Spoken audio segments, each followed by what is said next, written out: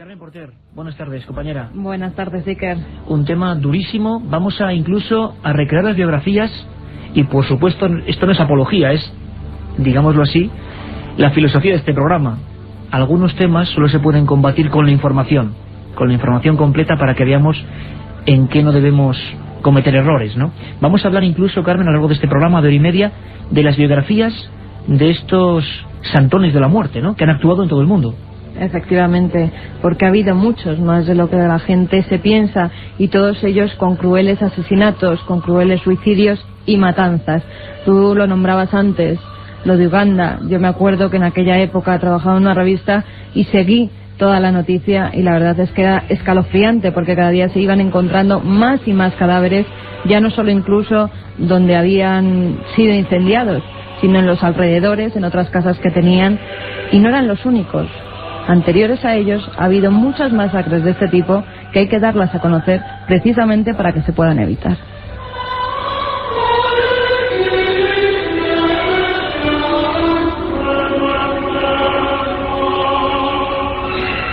Katia Rocha, Carlos Barroso, este que os habla vuestro amigo Iker Jiménez y el maestro José Antonio Hernández, con estas músicas tenebrosas que hacen que hasta el día parezca noche.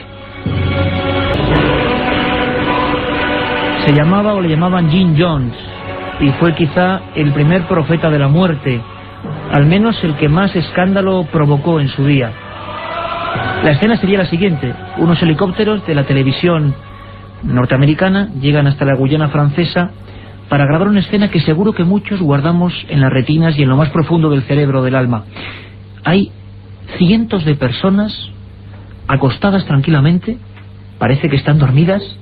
Algunos tienen un vaso alrededor, han bebido lo que dicen, o lo que llamaba la secta, néctar de la muerte, y están recostados en un amplio espacio. Son 912 personas. Jim Jones era un hombre peculiar. La primera biografía macabra de esta tarde. Porque, Carmen, muy brevemente el teletipo: ¿quién era este hombre que hizo la primera gran inmolación, vamos a decirlo así, del siglo XX constatada, y que sobre todo cuyas imágenes se reprodujeron en todos los periódicos del mundo y televisiones? Jim Jones decía ser la reencarnación de Buda, Jesucristo y Lenin. Funda la secta con la misión de hacer una revolución mundial ante la llegada del apocalipsis. Se instala en la Guyana, a la que llamará Jonestown, ciudad de Jones, y pone su propia guardia armada para vigilar a sus súbditos. El 18 de noviembre de 1978, Jones dirige un suicidio ritual mientras los adeptos asumen cada una de sus órdenes e ingieren néctar de la salvación, un zumo macabro de cianuro. Estaban convencidos de que se trataba de una muerte transitoria, pues su líder, Jones, les devolvería la vida.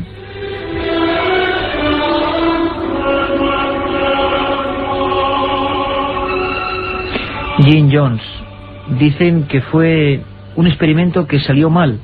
Al final parece ser que varios congresistas norteamericanos estaban vigilándole, sabían que había un grupo de personas casi practicando el esclavismo. Jim Jones, por supuesto, como todos los líderes sectarios, era más listo que ninguno y se alzaba en una especie de trono, y ahí comenzó un día la gran matanza. No sabemos por qué se elige un día concreto, por qué una hora, por qué llega ese momento, el momento del... Tenemos a un lado del estudio 1 a nuestro compañero y amigo Santiago Camacho, siempre pendiente del mundo de la conspiración. Es autor de un libro que recomendamos, que presentamos aquí en este programa, 20 grandes conspiraciones de la historia, Santiago Camacho, editado por La Esfera, y que además ha sido un tremendo éxito porque nos cuenta 20 fichas, vamos a llamarlo así, de cosas que no fueron bien contadas. Entre ellas, algunos episodios absolutamente terribles de inmolaciones en Europa y sobre todo en Estados Unidos, centrándonos en un caso que vamos a tocar, el de Waco, el de David Koresh, que seguro que recordáis. Santiago, buenas tardes, compañero. Voy a decir buenas noches ya por la costumbre, pero buenas tardes. ¿Qué tal? Muy buenas tardes. Siempre el apocalipsis, siempre el día del advenimiento, siempre una fecha en la que determinados grupos, algunos de gente aparentemente normal, luego lo vamos a ver con documentos, gente, como ocurre con los crímenes y psicópatas cuando hemos tratado del tema, si era tan normal, si hacía una vida más o menos como cualquiera de la de nosotros, es decir, personas que menos en algunos casos extremos, no se distinguirían del común de los mortales. El modus operandi, Santiago, de los casos que tú has estudiado magníficamente y a los que has dado la vuelta en algunos casos, es siempre el mismo. Un grupo se aíslan del resto de la sociedad, viven en comuna y de repente un día, no sabemos por qué, por un mensaje, empieza el infierno. Sí, generalmente ese aislamiento procede de una de las técnicas, digámoslo así, más usuales dentro de las sectas destructivas, que es lo que se denomina el control del medio. Lógicamente, cuando el líder sectario decide dar un nuevo salto en su escala de poder sobre sus adeptos, el mejor medio que tiene es precisamente eso: controlar el entorno en el que viven, controlar sus comidas, controlar sus horarios, controlar su trabajo, controlar lo que ven, lo que oyen, lo que conversan entre ellos. Al final ese ansia de control se vuelve obsesiva.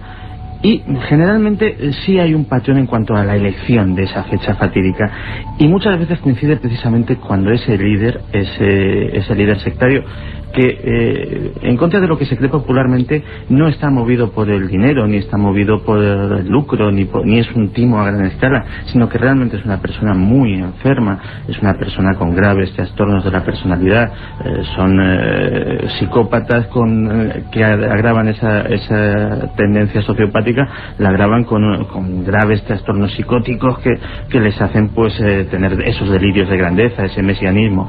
Cuando ven peligrar esa fantasía a gran escala que han montado, es precisamente cuando deciden dar el gran final. De hecho, es lo que le pasó a Jim Jones. Fíjate que mencionabas antes el trono en el que en el centro de Jonestown se sentaba Jones. Encima de ese trono había una frase que esta noche, iba a decir yo también por la costumbre, esta tarde haríamos bien en recordar, a pesar de estar allí. Jones tenía puesto: quien olvida la historia está condenado a repetirla.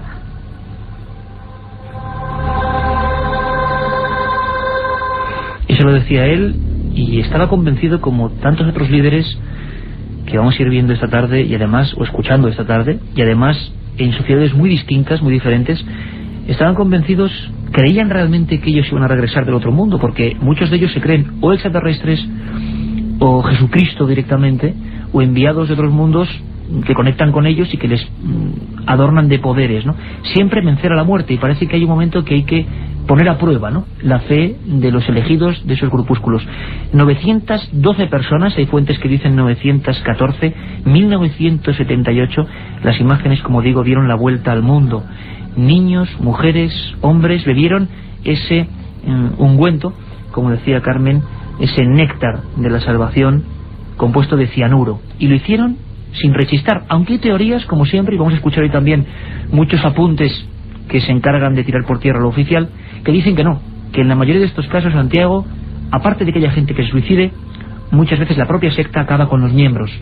Un auténtico homicidio en masa también provocado por este tipo de corpúsculos. Vamos a escuchar a uno de los grandes expertos en materia de sectas, autor, de libros clásicos como Adicción a sectas o Periodismo de investigación, que por supuesto también recomendamos. Él es Pepe Rodríguez. Y Pepe Rodríguez recordaba perfectamente algunos de los casos más impresionantes que íbamos a desvelar también con él. Nos habló de la Guyana y de cómo la investigación arrojó este tipo de enigmas.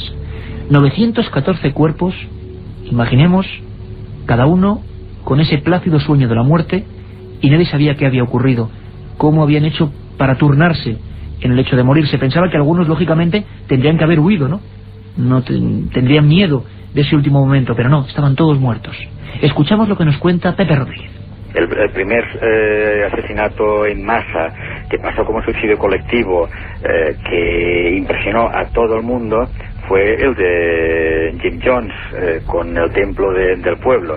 Pero a mí de este caso lo que me impresionó, al margen de que todo lo era mucho, cómo vivían, cómo estaban sometidos, el que para doblegar la voluntad de buena parte de los miembros que vienen allí, obligaron a los padres a darle un refresco con cianuro a sus hijos, y obviamente cuando un padre acaba de matar a su hijo y es consciente de ello, cuando ya no puede volver atrás, pues se desencadena toda una tragedia colectiva, pero que incluso así muchos de estos padres tuvieron que ser ejecutados a tiros y no se suicidaron. La otra realidad. Fenómenos extraños. Misterios sin resolver. Milenio 3, en la SER. Es muy curioso porque este tipo de acciones que nos parecen propias de mundos selváticos, ¿no?, como ocurrió realmente en Guyana, se fueron en los últimos 20 años extendiendo a otros sitios, a otras poblaciones. En septiembre del año 2000, por ejemplo, un hecho muy poco conocido, algunos grupos de peruanos de zonas también desfavorecidas decidieron autoinmolarse en grupos de diverso número. El hecho más duro ocurrió en la calle 2136 de Los Salitres, en el distrito de San Juan del Lurigancho, en Lima. Allí la policía encontró lo siguiente: un trono, repetición, digámoslo así, del hecho de la Guyana, de Jim Jones. Habían pasado 22 años desde entonces. 7 niños envueltos en sangre, y en la pared la imagen de Dios con los brazos abiertos. Según el líder de este tipo de grupos, que actuaba en familias, las familias se mataron individualmente, por unidades. Según el hombre que organizaba este inmenso delirio, Armando Payano Córdoba, el mundo se iba a acabar al día siguiente. Cada uno de los niños tenía la Biblia entre las manos, y seleccionada, marcada, una zona del Apocalipsis. En Sudamérica parece que arraigó con fuerza en algunos lugares este tipo de actos. De Jim Jones, el que lo inicia todo, vamos a decir, a nivel mediático, tan de moda esta palabra, el que hace que todo el mundo se asuste con el tema de las sectas. Antes parece que estaban en ese lado oscuro del que nadie hacía caso. Jim Jones, ¿subimos realmente qué le motivó a hacer todo esto? ¿Tú crees que es esa operación norteamericana, parece ser desde el Congreso, que iban a intentar vigilarle? Hasta entonces, si no ocurre esa operación, la secta no hubiera actuado acabando con ella misma. ¿Tú crees que eso suele ocurrir, o que estaban predestinados, que había una fecha concreta y que ellos iban a poner todo de su parte para irse al otro mundo? Bueno, el deterioro de la convivencia en Jonestown estaba siendo bastante patente en los últimos tiempos. De hecho, Jones empezaba a sentir que ese control omnímodo que iba a tener sobre su gente se le perdía. Había mucha contestación. Había habido incluso intentos de fuga. De hecho, la tragedia se desencadena unas horas antes, cuando unos sicarios, presumiblemente al mando o por orden de Jones, asesinan en un aeropuerto cercano a un congresista estadounidense y a un equipo de televisión que la acompañaba, que unas horas antes habían estado visitando la sede de la secta y habían recibido pues quejas, peticiones de ayuda, etcétera, etcétera, algunas solapadas, algunas en forma de notas deslizadas en los bolsillos subrepticiamente. Y antes de que esa persona volviese a Estados Unidos, organizase una investigación por parte de las autoridades, se desencadena, ya te digo, la tragedia a gran escala. Lo que decía Pepe Rodríguez, por ejemplo, es completamente cierto. De hecho, una de las cosas que más llamó la atención es que cuando se empezó a investigar y los expertos forenses empezaron a encontrarse con esa masa de casi 1000 cadáveres, es que había algunos que estaban apilados. La gente no se va a morir unos sobre otros. Lógico. Eso indicaba que alguien los había ido amontonando, y en los de las capas inferiores, en los de los estratos inferiores, sí había orificios de bala. De hecho, investigadores americanos del FBI que fueron a ver qué podían sacar en claro de este asunto, descubrieron que había restos y había rastros de verdaderas cacerías humanas por la selva de los alrededores. Es decir, Jones tenía una guardia de corps fuertemente armada. De hecho, Jonestown en sus últimas fechas parecía casi un campo de concentración, con torres de vigilancia. Lo que era el paraíso se convirtió en una cárcel para toda aquella gente. Efectivamente. De hecho, físicamente la instalación tenía ya ese aspecto de cárcel. Es decir, tenía una empalizada de gran altura, rodeada por una pasarela por la que había guardias armados constantemente, y varias torres de vigilancia emplazadas en las esquinas del complejo. Realmente, pues lo que nos podemos imaginar, pues el típico campo de concentración que sale en las películas de la Segunda Guerra Mundial, donde se tienen a los prisioneros. Pues básicamente eso. Otra cosa curiosa es que de los miembros de esta guardia de corps, de este grupo armado, que se cree que no eran fieles de Jones, sino que eran mercenarios pagados, no apareció ningún solo cadáver. Es decir, estos guardias armados se esfumaron en el aire después de la tragedia.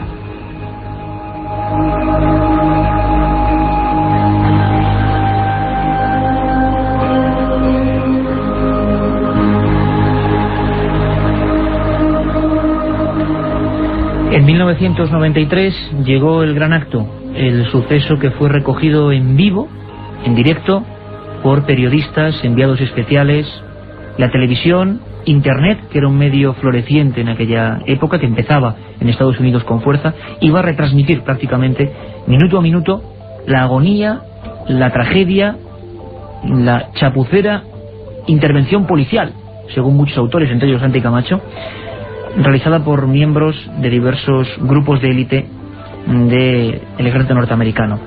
Parece ser que algo ocurrió en otro rancho, siempre en lugares aislados, y seguro que a nadie se le olvida ese nombre, David Koresh. David Koresh decía que él era Cristo, un hombre fuertemente armado que se reunió en un caserón, en un lugar, con sus adeptos. Y recordamos, seguro pasó exactamente hace 10 años, 1993, finales del mes de abril. Recordamos incluso escenas de personas tiroteadas, de avalanchas, de disparos. Los periodistas, los camiones de la televisión norteamericana estaban fuera y pasaron muchos días. Fue la primera vez que la sociedad, que la policía en este caso, utilizó medios de persuasión a nivel casi subliminal contra civiles. Todo eso ocurrió en ese pequeño rancho de los davidianos de Waco.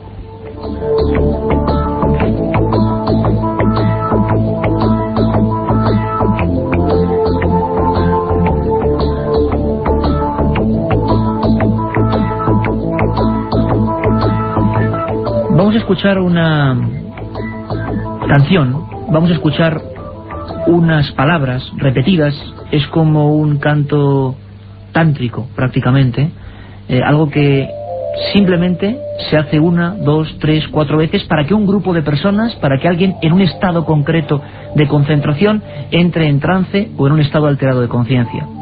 Es el propio David Koresh cantando casi con un tono cercano al rock, cantando que llegaba el último día.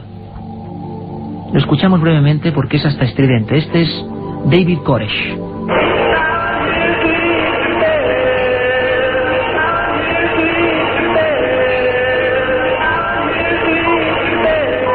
Unas canciones o unas frases que se repiten constantemente. David Koresh, vestido con unas túnicas, sus gafas, su pelo alborotado. Un hombre que pasó a la historia porque en los años 90 concentró pues todo tipo de adjetivos. Había llevado a la muerte a decenas de personas, los davidianos. Personas que incluso eran considerados de forma diferente. Había vecinos que para ellos eran perfectamente normales. Otros decían que no, que estaban preparando una gran masacre. Vamos a conocer quién fue David Koresh.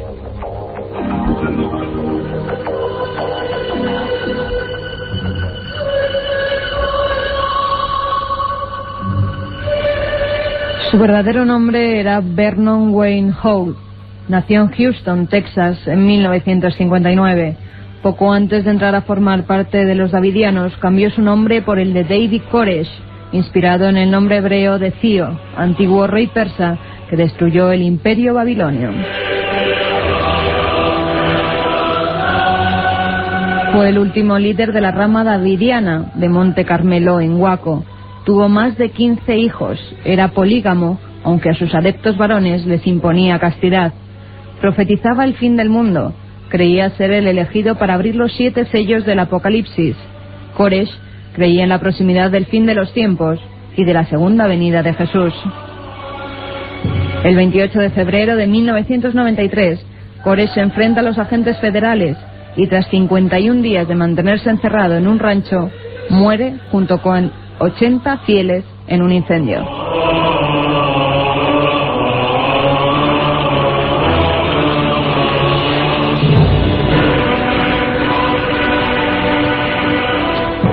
Santiago, tú dedicas un capítulo de tu libro a David Koresh, a la masacre de Waco, a la inmolación, la intervención policial, la masacre mejor contada de la historia en el mundo de las sectas, sin duda alguna.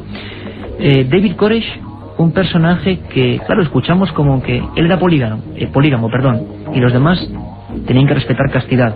Cosas que dicen una persona normal, como podemos ser nosotros, decimos, caramba, vaya clase de ventajismos. ¿Cómo es posible que una persona de este tipo, con estas leyes estrictas, se haga con un grupo de adeptos tan numerosos, Santi? Porque Koresh además es un personaje muy especial. Codes entra a formar parte de los davidianos, que no son una secta de nuevo cuño, no son pues como pueda ser cualquiera de los grupos que han florecido en los últimos 20 años. Los davidianos son una rama de los adventistas del séptimo día, que como pues los mormones o como tantos grupos cristianos extinguidos de las ramas principales, tanto del catolicismo como de la iglesia evangélica, pues han proliferado en los últimos 200 años en la historia estadounidense. Pero Codes es especial. Codes, diciéndolo en un lenguaje más o menos coloquial, es un trepa, y es un trepa nato, y además es una persona que, como en el caso de Jones, tiene una tendencia psicópata muy clara. Es una persona sin conciencia, sin remordimientos por sus actos, capaz de realizar cualquier cosa, y de hecho hace lo imposible por terminar haciéndose el líder de la comunidad religiosa que vivía en Monte Carmelo. Acaba contrayendo matrimonio, por ejemplo, con una mujer muchísimo mayor que él, para aprovechar su peso específico para subir peldaños en la comunidad, e incluso y eso se decía en voz baja entre los miembros de la comunidad, parece que hay incluso una sospecha de haber participado en la muerte de su antecesor para tomar el poder total. O sea, que era un pájaro, el David Koresh. Sí, realmente los adventistas del séptimo día, como secta, no eran gente peligrosa en absoluto, pues tienen sus ideas, que nos pueden parecer más o menos bien, pero que están amparadas por la libertad religiosa estadounidense o de cualquier país occidental. Pero él precisamente es un lobo, que aparece en este rebaño de ovejas y termina haciéndose con él, imponiendo su propia ley y llevándolos, como luego se comprobó, a la catástrofe. Santiago Camacho, como decimos, ha estudiado profundamente el asunto de Waco, se dijo de todo. Es más, hay noticias muy recientes, año 2001, en julio, un jurado federal dictó que el gobierno estadounidense no tenía responsabilidad respecto a las víctimas de aquella masacre. Los abogados de los davidianos pedían $675 millones, esto ocurrió hace 10 años, por las muertes. ¿Por qué? ¿Qué ocurrió? ¿Qué pasó? Quizá muchos oyentes de Milenio 3 no recuerden este hecho absolutamente trágico y negativamente histórico en el mundo de las sectas y de las creencias. Parece ser que estaba anunciando el fin de los días, parece ser que se había rumoreado, no sabemos con qué fidelidad o no, que ese rancho iba a convertirse en el rancho de la muerte, y al final se convirtió en ese rancho de la muerte cuando intervino la policía. Tenemos un documento, creo, interesantísimo. Es Virgilio Ávila, el primer cronista que llega en un automóvil, que ejerce casi de periodista la noche de autos, la noche en que aquel rancho se convierte en pasto de las llamas, en que hay personas tiroteadas, en que los lamentos rasgan la noche y en que casi 100 personas aparecerán masacradas. Virgilio Ávila todavía no sabía bien qué había ocurrido. Se encontraban cadáveres entre los escombros. Había muchas hipótesis que empezaban a flotar en el ambiente. Así lo contaba. En este momento la actividad policial ha cesado. No es una actividad como había antes y durante la tragedia. En este momento los investigadores están revisando los escombros. Ellos han dicho que han encontrado algunos recipientes en los que se supone contenían el material químico con que los davidianos iniciaron el incendio que destruyó su complejo. Por otro lado, los expertos dicen que el reconocimiento de los cadáveres será una tarea bastante difícil, que se tomará algún tiempo porque seguramente han quedado totalmente calcinados. Dicho sea de paso, esta actividad de recuperar los cadáveres todavía no se ha iniciado, ya que durante toda la noche los escombros emanaban grandes columnas de humo y se podían divisar algunas pequeñas llamas. Los agentes dicen que el calor da la posibilidad de explosiones debido al arsenal que tenía guardado David Koresh en el lugar, así que se tomará por lo menos un par de días antes de que exactamente sepamos qué es lo que se encuentra entre los escombros. Un viaje en busca del misterio.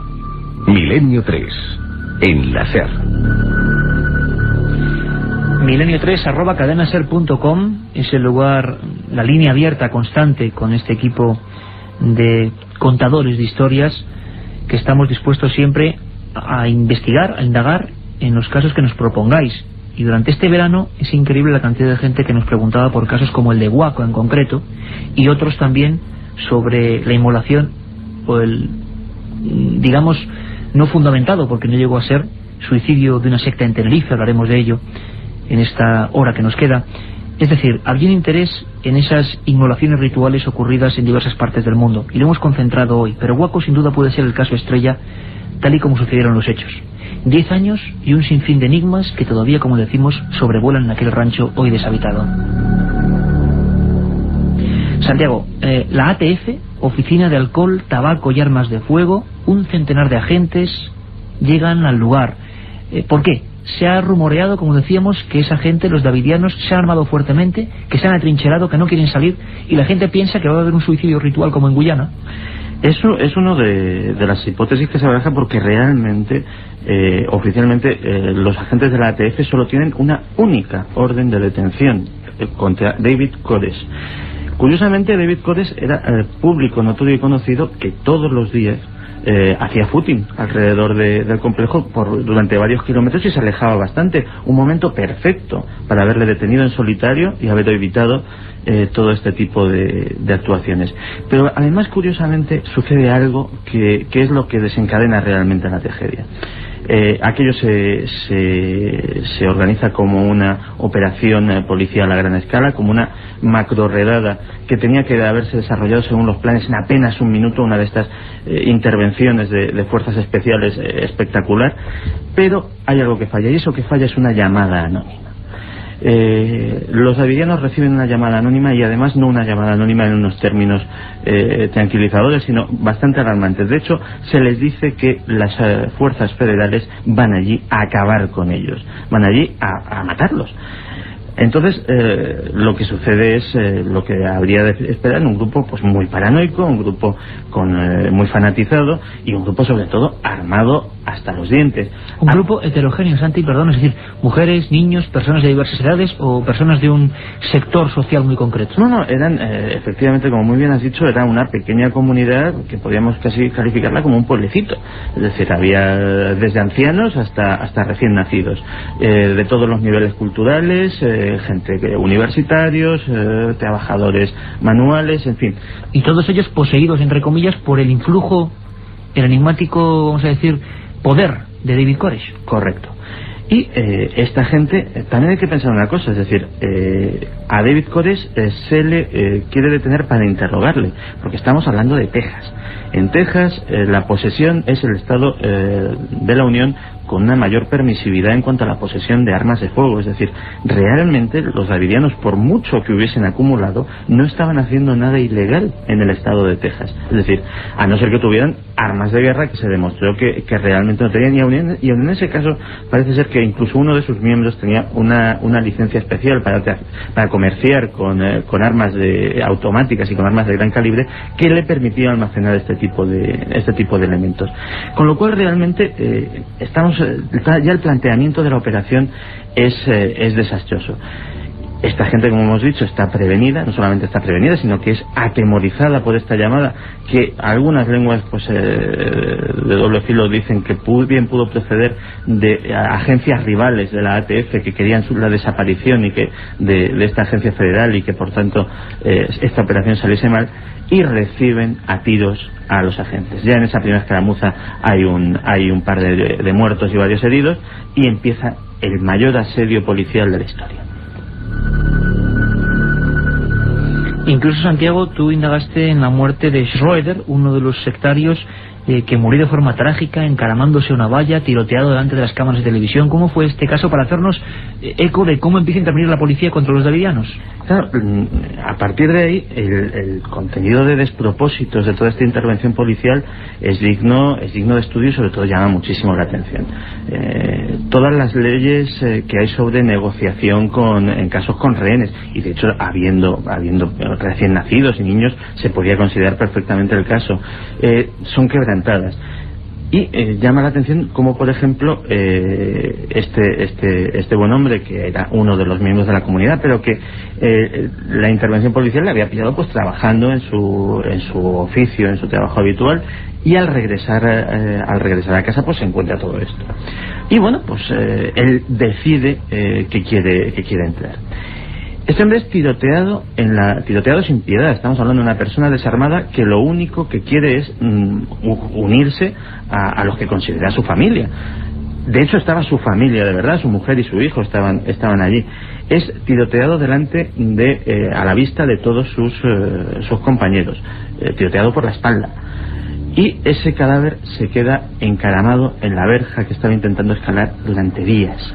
Nadie está en plena tierra de nadie, entre las dos líneas de fuego. Nadie de ninguno de los dos bandos, obviamente, se atreve a recogerlo, y allí se queda descomponiéndose delante de la vista de sus seres queridos.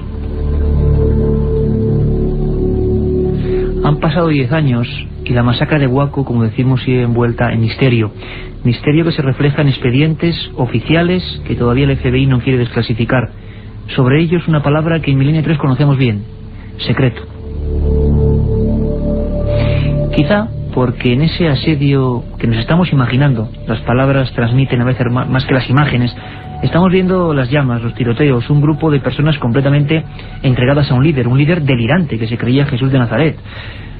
Algo ocurrió en aquel rancho, entre otras cosas que hemos sabido con el tiempo y gracias a la conspiración. Ya sabéis que Santi Camacho nos acompaña todas las madrugadas, de 3 a 4 los domingos, con sus conspiraciones de la historia. Pues una de las cosas que no se quería contar en la época era la llamada Operación Caballo de Troya.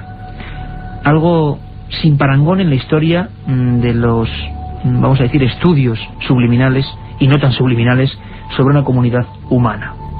Virgilio Ávila, ese corresponsal que llegó aterrorizado viendo los cadáveres y viendo las llamas, a los pocos minutos ya hablaba de dudas en torno a la oficialidad de esas muertes. ¿Habían sido los propios davidianos? ¿Había sido todo provocado, incluso las llamas, por la policía? Empezaba la controversia, una controversia que dura una década. Bien, en este momento se está arguyendo por parte de algunas personas, de los simpatizantes de David Koresh o de las personas allegadas a esta secta, de que el FBI, en su intento de introducir el gas lacrimógeno a través de mangueras en los vehículos blindados, botó algunas lámparas con las que utilizaba la secta para iluminarse durante la noche, ya que les habían cortado la electricidad desde hacía aproximadamente un mes. Pero, sin embargo, los oficiales del FBI dicen que a través de sus binoculares ellos pudieron ver a algunas personas rociando algún tipo de líquido antes de las llamas, y que se pudo ver bastantes llamas salir al mismo tiempo, o sea que no se inició en un solo lugar. Y dicen ellos que esto fue la orden de David Koresh, y que de ninguna manera el tipo de gas lacrimógeno que ellos usaron, ellos dicen que no es un tipo pirotécnico, o sea que no podría causar ningún tipo de incendio. Pero casi a los segundos de ese momento, Internet y algunos medios, vamos a ponerle comillas, clandestinos en aquella época, o con otro tipo de información, ya hablaban de divergencias, ya hablaban de esa operación Caballo de Troya. ¿En qué consistió, Santiago? Que nos suena un nombre bien conocido. ¿Qué pasó en aquel rancho? ¿Cómo actuó? Creo que incluso los SWAT, es decir, los cuerpos de élite policiales, ¿qué hicieron? ¿Cómo motivaban para que aquella gente saliese, ¿no?, del rancho? ¿Qué les hacían? Porque es espectacular. Pues cosas muy curiosas que realmente no se sabe qué asesoramiento psicológico tenían, porque luego se demostró ser contraproducentes. Se les sometió a una tensión, se trataba de someterles a una tensión absoluta, y con el fin, se supone, que de que depusieran su actitud. Como hemos oído hace un momento, se les privó de luz y agua, se les privó de comida. Vuelvo a recordar que había un buen número de niños pequeños allí. Ni siquiera esos niños pudieron disfrutar de esa agua fresca y de esos alimentos. Y día y noche se instalaron unos altavoces gigantescos de los que pueden verse en cualquier macroconcierto de rock, en los cuales se transmitía música estridente, sonidos enervantes, como puede ser el degollar conejos delante del micrófono, para que esos chillidos penetrantes, amplificados millones de veces, llegasen a día y noche a los oídos de estas personas, impidiéndoles descansar.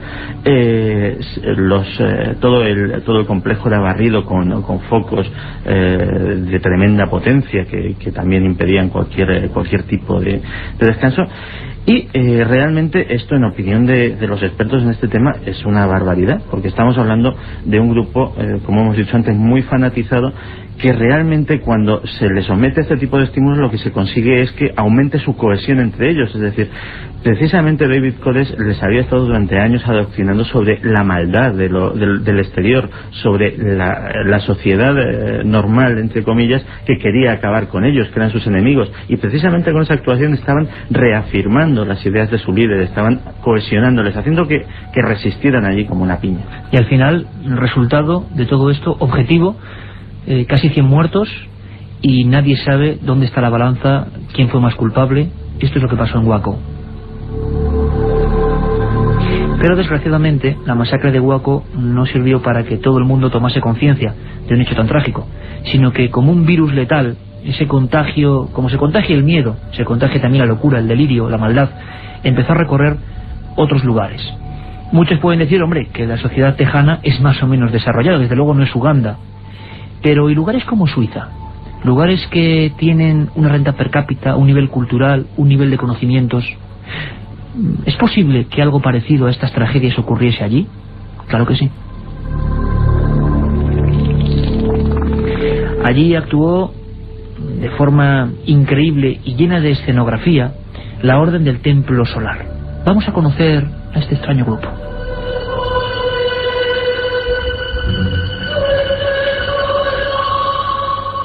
Era un movimiento ocultista fundado a principios del siglo XX por el alemán Karl Kellner, destacado miembro de la masonería. Según Kellner, poseía la clave de todos los secretos masónicos y de todos los sistemas religiosos. La Ordo Templi Orientis se organizó en 9 grados dedicados, los 3 superiores, a la magia sexual. Se autodefinía como continuadora de las enseñanzas de Aleister Crowley. En octubre de 1994 se encontraron los cadáveres abrasados de 49 personas, entre las que se encontraba su líder, Luc Jouret, en una granja y varios chalés de la localidad suiza de Lausana. También se hallaron otros 5 cadáveres, incluidos el de un bebé, en Quebec. Un año más tarde, otros 16 miembros de la secta se quitaban la vida en los Alpes franceses. La policía encontró cadáveres puestos en círculo, rodeados de grotescas calaveras, digámoslo así, capiteles de origen medieval, cruces, toda una escenografía perfectamente pulida y, como corresponde a un lugar de alto nivel económico, perfectamente cuidada. El líder era Luc Jouret. Luc Jouret era un médico homeópata de origen zaireño. Tenía pasión por lo medieval, las cruces templarias, las criptas secretas, las armas, los refugios nucleares y, sobre todo, las profecías apocalípticas.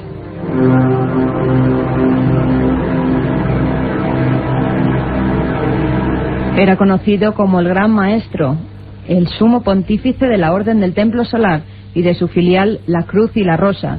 Estaba convencido de la llegada del fin del mundo en 1992 y del Anticristo. Al creerse el elegido para hacerle frente, hace acopio de todo tipo de armas que guarda en los sótanos de sus viviendas. Jouret estaba convencido de que el Anticristo tenía secuaces en los gobiernos y en los regímenes democráticos que, según él, habían traído la disolución de la moral cristiana occidental. Luc Jouret es otro tipo de líder. Cree que los gobiernos están manejados por una mano oculta y que van a ir a por él. Decide, por lo tanto, hacer una escena casi digna del teatro. Tan digna del teatro que la gente, los jefes de policía, no podían creerse lo que se habían encontrado. André Pigard, uno de los jefes que llega allí, observa la escena y se queda, no puede decir horrorizado, porque aquello tenía, como decimos, una especie de cadencia, de escenografía. Todo estaba perfectamente puesto, hasta los cadáveres. Ocurrió en Lausana en 1994 y escuchamos a André Pigard. La primera impresión fue de shock, la impresión de encontrarse ante una imagen irrealista, muy realista.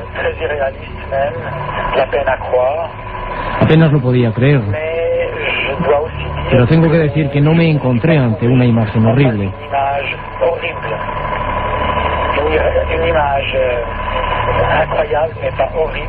Era una imagen increíble, pero no horrible.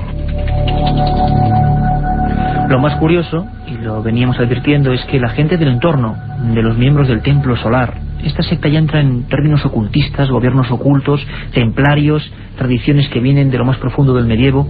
Bueno, pues los vecinos hablaban de gente absolutamente normal, de un nivel sociocultural alto y perfectamente normales. Por lo tanto, ¿qué les había motivado a hacer aquello?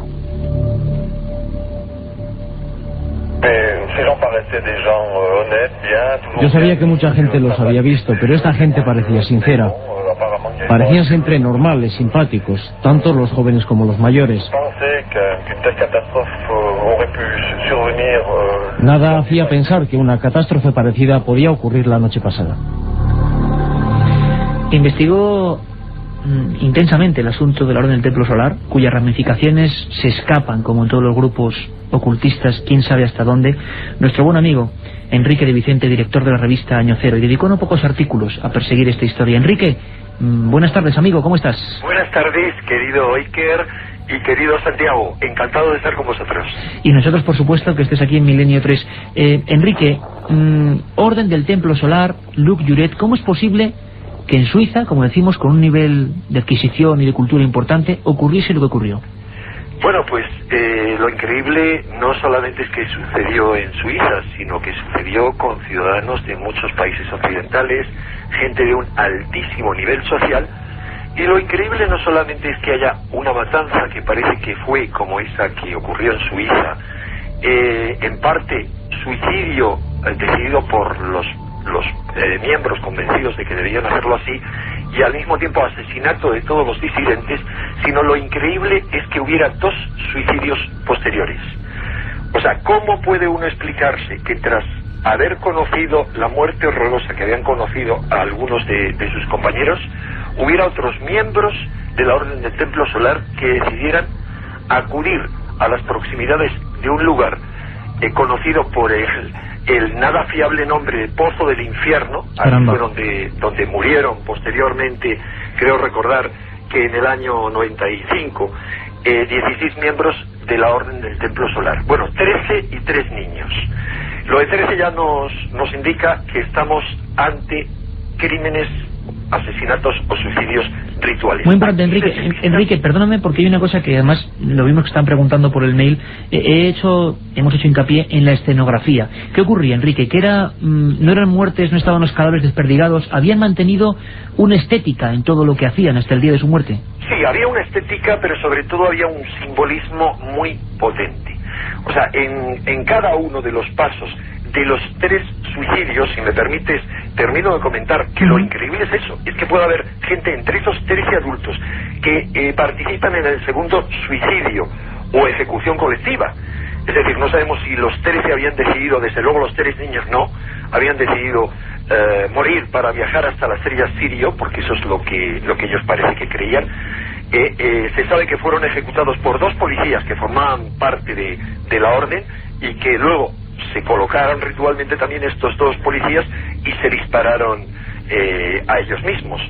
Bueno, lo increíble es que entre estos 13 miembros estaban 2 miembros, por ejemplo, de la conocidísima familia Vuarnet, que no solamente la mujer y el hijo del propietario de la empresa Vuarnet, que controla algunas de las pistas de esquí más famosas de Europa, que producen un montón de artículos como las gafas de sol Vuarnet, como un montón de artículos de esquí con esa firma. Y no solo eso, sino que entre los miembros que participaron en la primera masacre había gente que habían ocupado cargos políticos relevantes, por ejemplo en los gobiernos locales de Suiza y sobre todo de Canadá. También participó un canario que fue uno de los muchos que parece ser que fueron conducidos de buena voluntad, pero sin saber a lo que se enfrentaban a esa masacre. Ahora, tú me preguntabas acerca de la simbología. La simbología era plena, absolutamente, en cada paso de estos 3 asesinatos. ¿Podríamos sacar, Enrique, una fotografía de cómo se encontraron los cuerpos o por qué ellos utilizaban esa simbología? Hablaban de elementos medievales y de una cuidadísima posición de los cuerpos, ¿no, Enrique? Totalmente. De elementos medievales, porque a fin de cuentas lo que estaban era haciendo rituales, según ellos creían, relacionados con los templarios. Por ejemplo, por hablar de la segunda matanza, de esta de los 13 adultos y los 3 niños. Esa matanza tuvo lugar en la meseta de Vercors, en Francia, que era un lugar de pasaje tradicional para los templarios medievales y que estaba muy cerca de lugares con nombres tan absolutamente significativos como el Pozo del Infierno, el Agujero del Diablo y el Monte Negro. O sea, ¿cómo alguien puede ir a morir a un sitio como ese? Desde luego, sitio alegre, ¿no? No, pero hay algo más. El pueblo más cercano se llamaba Saint-Pierre de Serennes, que podría ser traducido como San Pedro de la Hoguera. Eso hacía alusión a la hoguera en la que habían muerto los templarios medievales. O sea, si por un lado hablamos de los 13 muertos de ese segundo ritual, que es un nombre muy simbólico en muchísimas tradiciones, como Cristo y los 12 apóstoles, cuando hablamos del anterior, hay que recordar que en Suiza murieron 53 personas, pero no eran 53 los que tenían que morir, sino 54. Lo único, uno de ellos escapó presintiendo algo terrible, Huguenin, y según el propio relato de ese número 54, él lo que afirma textualmente es que tenían que morir 54 personas a semejanza de los 54 templarios que fueron quemados en París en 1310, cuando se condenó a la Orden del Temple. Caramba, o sea, todo perfectamente estudiado, milimétricamente pensado para ir hacia el fin del mundo. Vamos a dejar paso a nuestros compañeros, por supuesto, del boletín informativo de la cadena SER, y después continuamos con temas tan apasionantes como este, el orden del templo solar, y también, seguro que muchos lo recordáis, la puerta del cielo, Heaven's Gate, una historia increíble en la que ya tuvo mucho que ver Internet. Las matanzas vistas con el perfil del siglo XXI, personas que se autoinmolaron creyendo que viajaban detrás de un misterioso cometa, de algo que venía detrás del llamado Hale-Bopp y que iba a llevarles a otro mundo. Ocurrió también en Estados Unidos, en San Diego, con personas muy adineradas. Y por supuesto, no os olvidéis que trataremos los temas españoles. En Tenerife, un grupo de gente fue detenida prácticamente segundos antes, decían, de hacer un macabro suicidio ritual. Sociedades avanzadas, cultas, y sin embargo el misterio de esta secta del fin del mundo más presente que nunca.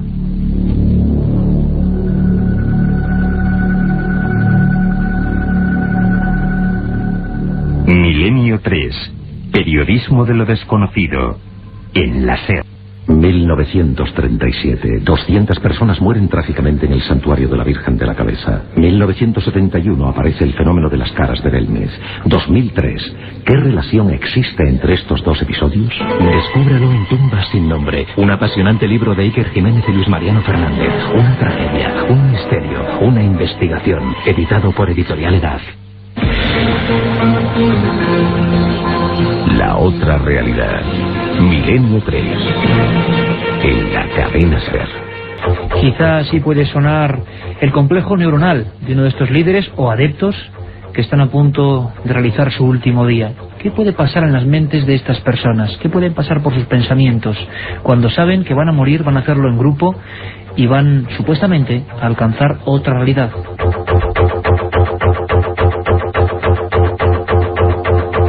Somos Milenio 3, hoy programación especial de 4 a 5 y media. A partir de mañana, lo repito, nueva programación, presentación oficial de la parrilla de la cadena SER.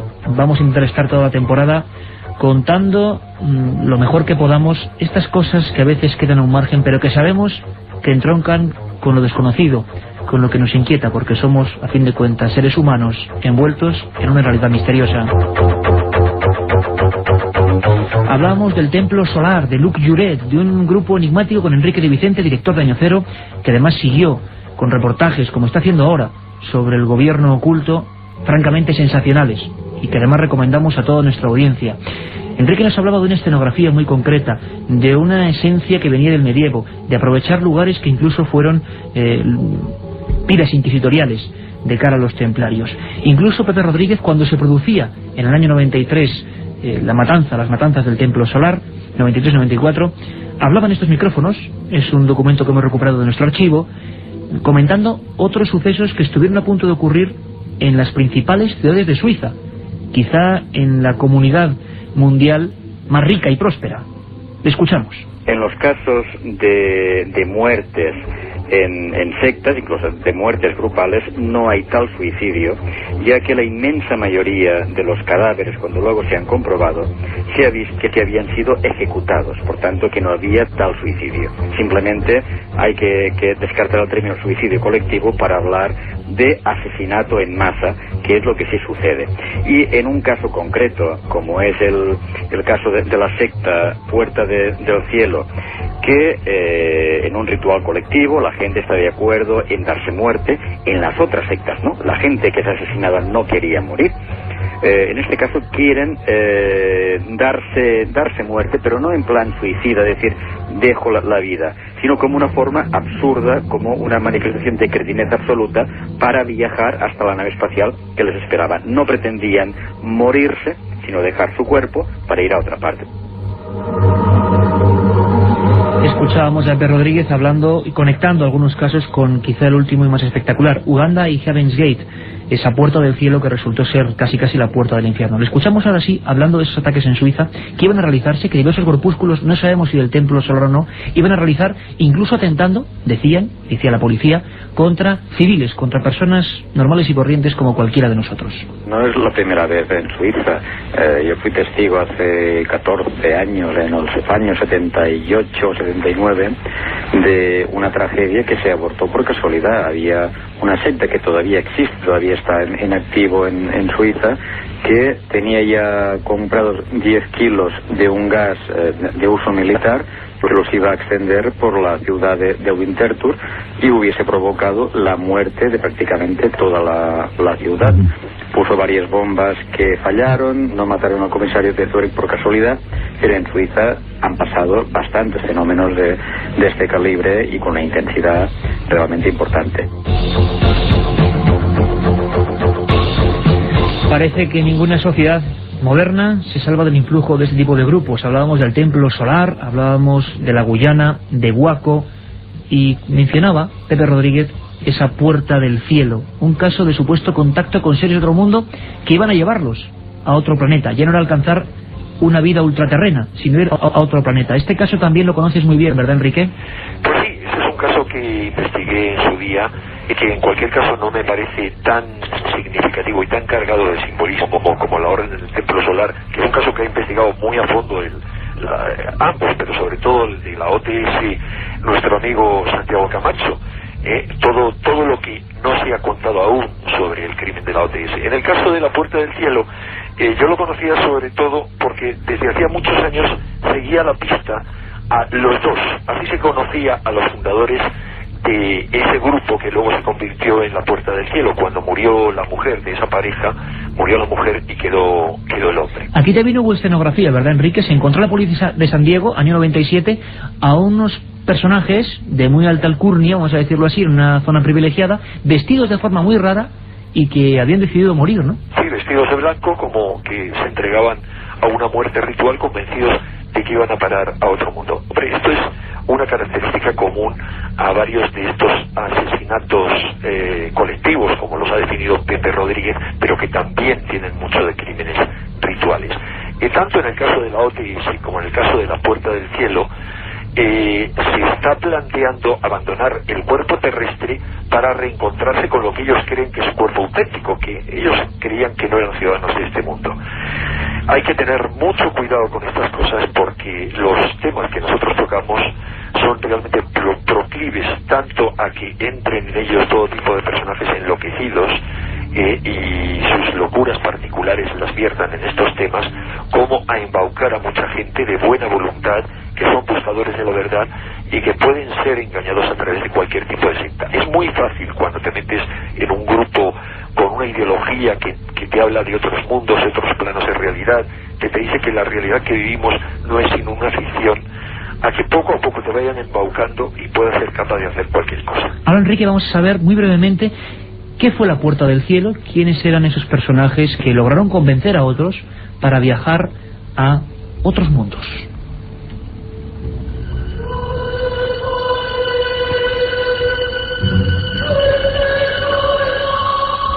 La Puerta del Cielo, o Heaven's Gate, era una agrupación fundada en 1975 por Marshall Applewhite y la enfermera Bonnie Lou Nettles.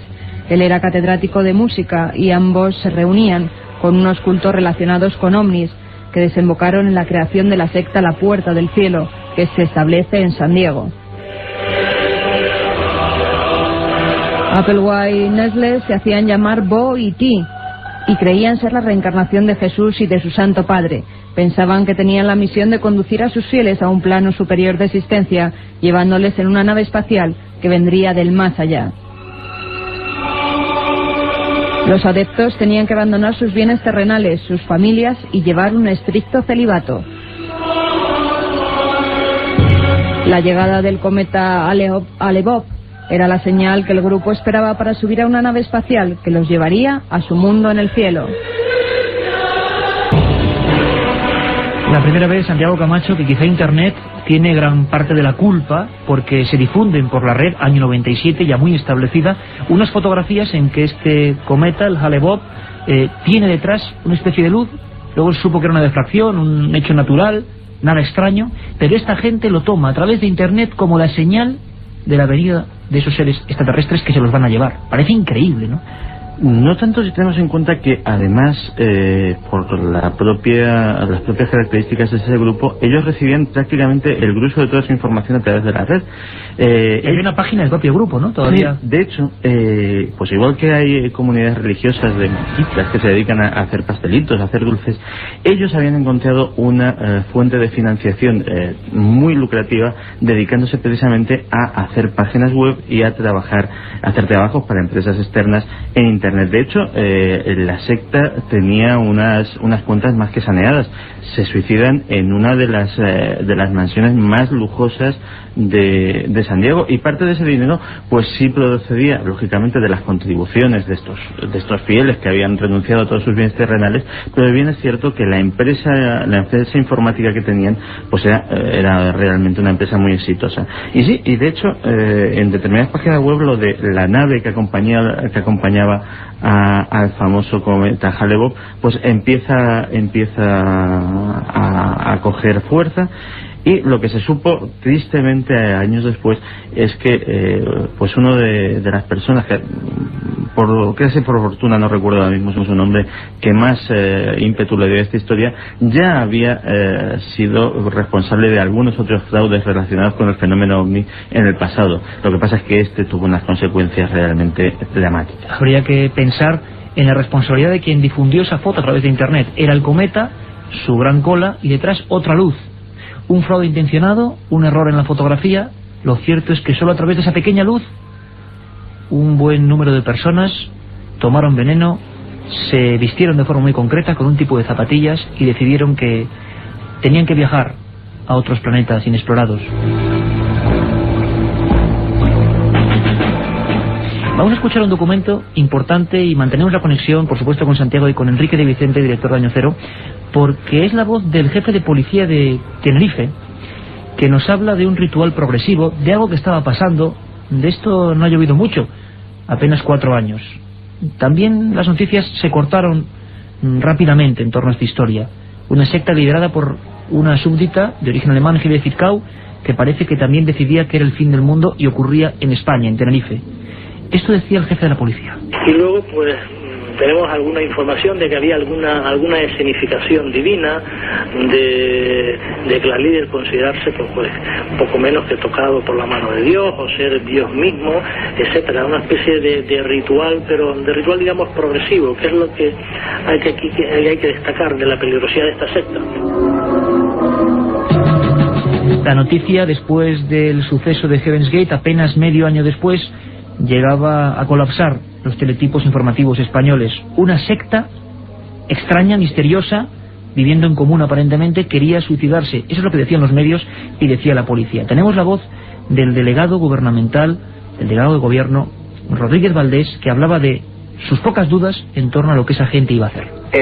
Pensaban hoy a las 20 horas, a las 8 de la tarde, ir a Itelle, subir a Itelle y suicidarse. Es decir, ya habían alquilado los coches, etcétera, etcétera, ya se habían despedido sus familias, ya habían escrito las cartas, todo, y pensaban hoy a las 8, ya digo, a las 8 de la tarde suicidarse. 8 de la tarde, el Teide, lugar y hora para el fin del mundo. Todo lo que sea de origen canario, y es mucho y muy misterioso, ojalá esta temporada podamos estar allí con los amigos de Canarias, que sabemos que nos siguen, significa nuestro buen amigo, informador, José Gregorio González. José Gregorio, buenas tardes, compañero. Buenas tardes a Enrique y a Santiago.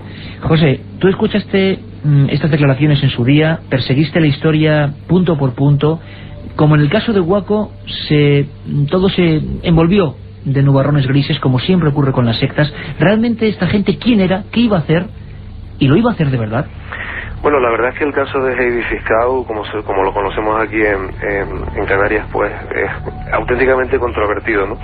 Yo soy muy escéptico con respecto a las intenciones últimas de este colectivo y, bueno, si bien entiendo que la policía hizo una intervención preventiva, sobre todo en un clima caldeado por los suicidios colectivos que habían tenido lugar pues meses y años antes en diferentes partes del mundo, bueno, pues esa labor preventiva de alguna forma eclipsó una investigación que a lo mejor podría haber sido mucho más rigurosa y haber atado bastante más los cabos, porque a día de hoy, 5 años después, existen muchas dudas sobre las auténticas intenciones de este colectivo y que realmente se tratase de un colectivo en sí mismo y no de un grupo de amigos y simpatizantes de esta psicóloga alemana que llevaba ya muchos años viviendo en Canarias, donde quería instalar o construir una especie de ciudad o de complejo dedicado al mundo espiritual y a las terapias alternativas, y en fin, a un enfoque de vida, digamos, alternativo,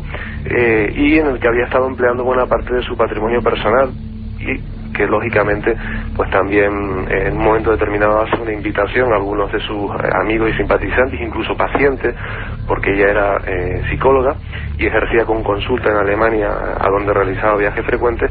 Pues algunos de estos pacientes, de estas personas que de alguna forma intimaron más con ella, pues habían hecho, según la policía, cuantiosas aportaciones a la líder, a cuentas bancarias de la líder, de Heidi Fiscau, hipotéticamente con el fin de contribuir a la construcción de ese complejo o lugar idílico. Lo cierto, Iker, es que sea como sea, la policía es alertada el 5 de enero del año 1998 por un teletipo de la Interpol.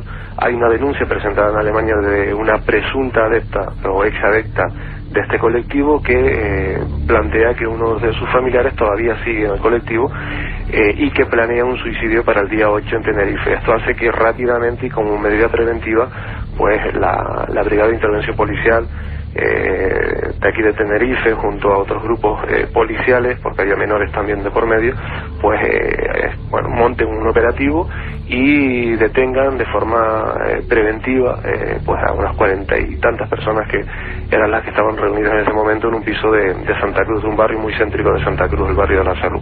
Digamos que este es el escenario en el que se desarrollan los hechos que después generan muchas informaciones contradictorias, ¿no? Enrique, tú que también seguiste esta historia y lo hizo tu revista, falsa alarma. Nos encontrábamos en un momento demasiado caldeado donde habían ocurrido varios hechos con suicidios, y también hubo cierta caza de brujas, porque incluso tenemos documentos y personas importantes a nivel gubernamental que hablaban de que era una secta de la nueva era y eso había que contrarrestarlo. Se mezcló todo en un cajón desastre y parece que quizá fue eso, una falsa alarma, ¿o no? Tú lo has definido a la perfección. Eso es lo que ocurrió. Vamos a ver. No solamente publicamos un artículo de José Gregorio en su momento y yo dediqué el editorial del tema, sino que posteriormente en una visita que hicimos a Tenerife, visitamos la finca donde vivía esta mujer. No encontramos a nadie sino unos perros nada amistosos que impedían totalmente la entrada. Y por esas coincidencias, que hay que llamarlos así, de la vida, resulta que cuando estamos a punto de marcharnos en el aeropuerto, nos encontramos, creo que estaba José Gregorio con nosotros. Efectivamente, sí. Y recuerda José Gregorio que allí estaba Heidi Fiscau Garci, que es esta doctora en psicología. De un viaje de Las Palmas, de un viaje de Marruecos vía Las Palmas regresaba Heidi Fiscau, porque además en todo este entramado Heidi envía una serie de cartas anunciando la destrucción del mundo y sus cualidades para evitar esa destrucción. O sea, José Gregorio, puntualicemos que ella era apocalíptica. Ella pensaba que el mundo se acababa como el resto de líderes que hemos conocido hoy. Sí, en parte sí. Ella entendía que había una lucha entre los hermanos blancos y los hermanos negros, que incluso habían desarrollado una especie de moduladores de conciencia, moduladores mentales, que eran capaces de enviar ondas y generar terremotos, catástrofes, incluso influir sobre los líderes mundiales. Y mandó misivas apocalípticas, pero claro, de carácter preventivo, como que ya la solución a este tipo de ataques, pues a Aznar, al máximo mandatario de Japón, incluso a Hassan II, y nosotros, curiosamente por esas coincidencias que mencionaba Enrique, nos tropezamos con ella justo cuando regresaba de una semana en Marruecos, invitada por Hassan II. Bueno, yo iba a decir que coincidencias que para mí no son tales, porque da la casualidad de que yo tuve oportunidad, sin saber lo que iba a ocurrir en el futuro, de conocer en Montreal a Jean-Luc Juret, o sea, uno de los dos dirigentes de la Orden del Templo Solar, cuando estaba participando en un congreso mundial de parapsicología en Montreal. Pues en ese hotel, que era inmenso, que tenía capacidad la sala para 1000 personas, había a su vez en el hotel un montón de chiringuitos de todo tipo de grupos, y entre los chiringuitos estaba uno precisamente de la Orden del Templo Solar. Había una reunión de ellos, y había paralelamente otra relacionada precisamente con otro grupo que se ha tornado ahora de la más rabiosa actualidad, que son estos clonadores de inspiración extraterrestre. Siempre está el tema de los extraterrestres por medio. Les viste, Enrique, les viste antes de inmolarse, a los miembros de la Orden. Una cosa importante, Enrique y José Gregorio, ¿qué fue de esta persona, de Heidi Filcao? ¿Qué fue de los miembros, no sé si detenidos? ¿Qué ocurrió con ellos? No lo conoce bien José Gregorio, pero si me permites te voy a hacer una matización. Lo que yo pienso que ocurrió en torno a este grupo es, primero, yo no creo que se fueran a suicidar. Segundo, esta señora pues nos atendió de forma bastante agresiva en el aeropuerto. Yo la respeto totalmente, pero no parece haber tenido el mismo respeto con nosotros. Tercero, aunque yo estoy convencido de que no se iban a suicidar, creo que la policía actuó bien porque actuó preventivamente. Lo que dieron era la voz de alarma, y probablemente esa actuación de la que fue objeto este grupo, lo que tenía como objetivo, y lo consiguieron, o sea, enhorabuena en ese sentido, fue desactivar otros posibles suicidios. Por ejemplo, había grupos todavía de la Orden del Templo Solar en Canarias. Yo he contactado con una exmiembro. Ramificaciones en España, curiosísimo. En España, sí. En Canarias habían tenido muchas reuniones, habían hecho rituales solares en varios lugares de poder de Canarias que José Gregorio conoce mejor que nadie. Y esta mujer, que había sido miembro suyo en Las Palmas, en Gran Canaria, me pasó una serie de documentos muy reveladores que a mí me dieron la clave de qué tipo de ritual es al que se habían sometido. Un ritual de origen egipcio. Tremendo, Enrique. Apenas tenemos tiempo. Apasionante, un asunto que estuvisteis ahí detrás de él como detectives del periodismo. José Gregorio, muy brevemente y casi en titular, ¿qué pasó entonces con esta gente que supuestamente se iba a matar en el Teide en honor a quién sabe quién? Bueno, a las pocas horas de la detención fueron puestos en libertad. Ella ingresó en prisión de forma preventiva durante un par de días, y después se decretó el secreto de sumario, una comisión rogatoria que permitió que varios inspectores de Tenerife viajaran a Alemania. Parece que se imputaron nuevos cargos, incluso de daño psicológico, pero lo cierto es que 5 años después no ha salido el juicio. Ella ya telegráficamente te diría que envió una misiva en el año 2000 a todos los medios de comunicación, desvinculándose de cualquier grupo, proclamando su inocencia y por supuesto su intención de retirarse y vivir una vida austera y en solitario, desvinculada de cualquier tipo de movimiento. Y así están las cosas actualmente. O sea, seguimos con la duda. Lógicamente fue preventivo, creo que fue acertado, aunque precisamente ese aspecto preventivo hace que muchos cabos quedasen sueltos, que se cometiesen muchos errores informativos también, y que muy poca gente se molestase en hablar directamente con ellas. Creo que a través de Año Cero fuimos la única publicación que habló, que tuvo una entrevista con ella y que pudo conocer en profundidad la forma tan compleja de pensar que tenía Heidi Filcao. Pues muchas gracias, compañeros. José Gregorio González en Canarias, en Tenerife, y Enrique de Vicente, director de Año Cero, y gracias por esa aportación. Santiago, nos marchamos. Simplemente una pincelada a pesar de la hora y media. Época de globalización, esperemos que esto no siga globalizándose, ¿no?, en cualquier cultura. Pues desgraciadamente no es eso lo que indican los datos, y quiero recordar que en Jerusalén, por ejemplo, en el año 2000 hubo otra actuación afortunada en que la policía pudo desarticular otro suicidio. Estaremos muy pendientes porque lo decíamos antes, estos temas solo tienen un combate: la información. Un abrazo para todos. Milenio 3, con Iker Jiménez, en la cadena SER.